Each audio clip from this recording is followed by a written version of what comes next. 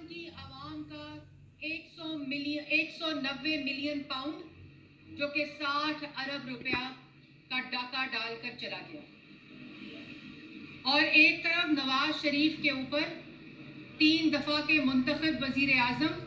وزیر اعلیٰ رہے، وزیر اعظم رہے 3 دفعہ، کرپشن کا الزام تک نہیں لگا سکے،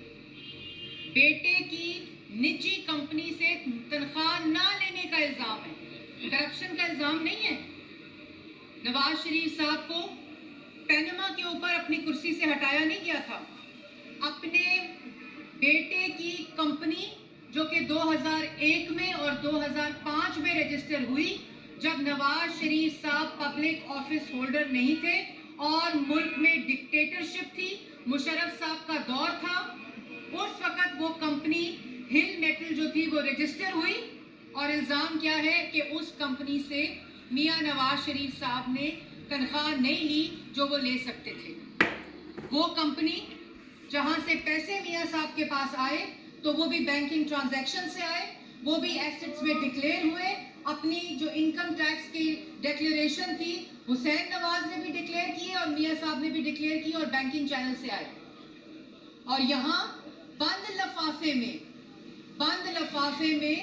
کابینہ کے سامنے لفافہ لہرا کر 190 ملین پاؤنڈ جو کہ 60 ارب پاکستان کی عوام کا پیسہ تھا، اس پہ ڈاکہ ڈالا گیا۔ یہ ملک کی تاریخ کا سب سے بڑا قومی خزانے میں ڈاکہ ہے، اور پھر کہتے ہیں کہ ظلم ہو رہا ہے، یہ ظلم ہو رہا ہے۔ ظلم تو کیا آپ نے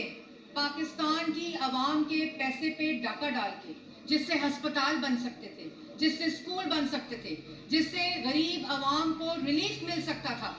اور پھر پوچھتے ہیں جیسے نواز شریف صاحب نے کہا، پھر پوچھتے ہیں معیشت کیسے تباہ ہوئی، پھر کہتے ہیں بجلی کیسے مہنگی ہوئی، روٹی 5 روپے سے 30 روپے کیسے ہوئی، ملک کی معیشت کو کیسے تباہ کیا، کھوکھلا کیا، پاکستان کے دوستوں کو ناراض کیا، اور خود ڈاکے ڈالتے رہے۔ آنکھوں پر پٹی باندھ کے لوگوں کی، عوام کی یہ ڈاکہ ڈالا گیا، لیکن اصل میں پٹی اپنی آنکھوں پہ پڑی تھی کہ یہ سلسلہ اسی طرح چلتا رہے گا، دوسروں کو چور چور کہوں گا، خود ڈاکے ڈالوں گا، دوسروں کو دہشت گرد کہوں گا، خود ریاستی دہشت گردی کروں گا، سائفر جیسے حساس معاملے پہ سیاست کروں گا، اس کے ساتھ کھیلوں گا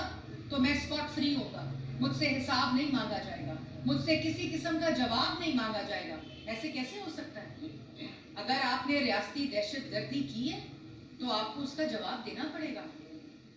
اگر آپ نے جناح ہاؤس پہ حملہ کیا ہے تو آپ کو جواب دینا پڑے گا، اگر آپ نے شہداء کی یادگار